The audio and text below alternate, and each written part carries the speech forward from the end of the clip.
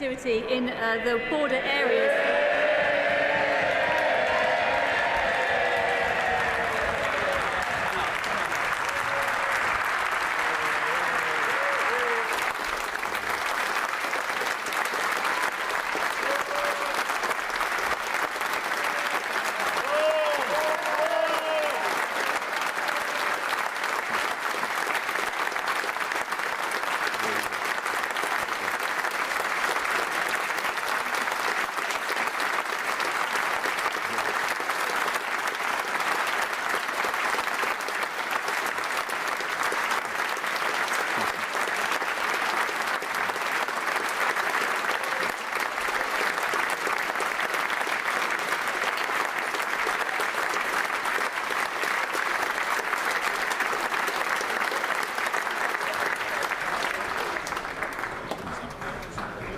As you know, we don't allow a clapping, but this is an exception.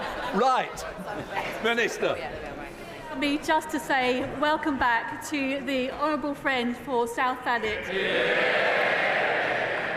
What an appropriate way to walk in on science questions for the new bionic MP. Before we begin Prime Minister's questions, I'm sure the whole House would like to join me in welcoming back our colleague, our friend, an inspirational, honourable member for South Thanet. Craig, it's so good to have you back amongst us. You are the man of the moment, and I met your daughter, who is going to be the daughter of the moment with her birthday tomorrow. So can I say to you and your family, it is an inspiration to people in this country who've suffered with sepsis. You have shown us the way forward. Thank you for everything.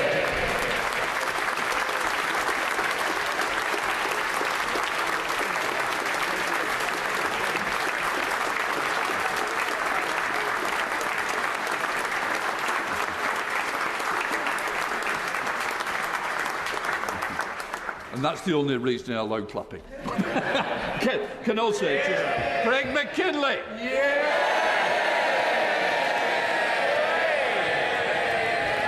Thank you, Mr. Speaker. This is an emotional day for me, and if you would indulge me to say a few thanks, because there are a few are due. And one of those, of course, well, an apology, actually, that I've caused the breaking of so many rules today. Clapping. I've got trainers on because my shoes wouldn't go over the plastic feet, and my jacket wouldn't go over the bionic arm. So apologies for that. But I want to give some thanks. And first of all, the thanks to you, Mr. Speaker, for being there for me, for coming to visit. And I will tell everybody the little story. They thought, the rest of the hospital thought I must be dreadfully ill, because they said that guy's got the funeral director in already. But no, you've cared for me throughout, and I thank you for that. The other person in this chamber I'd like to thank is the Prime Minister, who's been with me throughout. He hasn't advertised it. He's been to see me multiple times.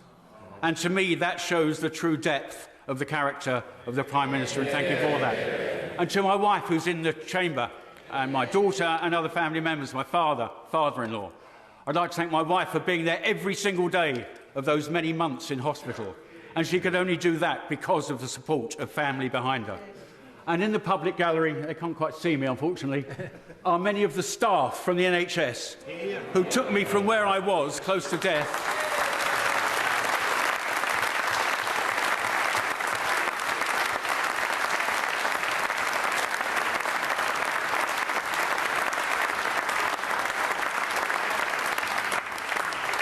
they took me from close to death to where I am today, so thank you for that. I'm not entirely sure I'm that happy that the two surgeons who took this lot off are there, but never mind.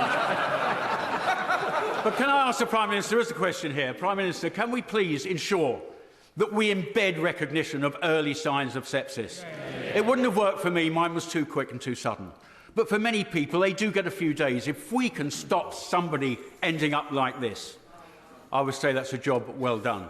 But also, Mr. Speaker, to impress upon your health ministers to allow the provision of appropriate prosthetics, particularly for multi-limb amputees, at the right time. Thank you, Mr. Speaker. Thank you. Prime Minister.